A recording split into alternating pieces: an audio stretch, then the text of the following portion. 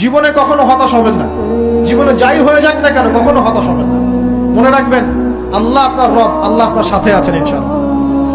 এই সমাজ আপনাকে যেভাবে শেখায়, কিভাবে শেখায়, এই যে স্কুল, কলেজ, ইউনিভার্সিটি, চাকরি, বিয়ে, সন্তান প্রতিপালন, আর তারপর ইন্না লিল্লাহি ওয়া ইন্না ইলাইহি রাজিউন, এই তো শেখায় নাকি?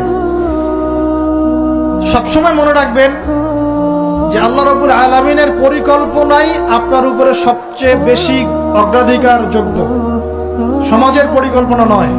পরিবার আপনাকে চাপ দিচ্ছে, চাকরি পাস না, পড়াশোনা করিস না, হ্যাঁ পড়াশোনায় কেন তুই 80 নম্বর পাইলি না, কেন চান্স পেলি না, কবে চাকরি পাবি, কবে আমাদেরকে দেখবি, খাওয়াবি, পড়াবি, এই যে চাপগুলো চারপাশ থেকে আসে কিনা? এতে করে অনেক যুবক দেখা যায় মাদকাসক্ত হয়, অনেকে দেখা যায় আত্মহত্যা করছে, ইদানিং করছে কিনা ভাই?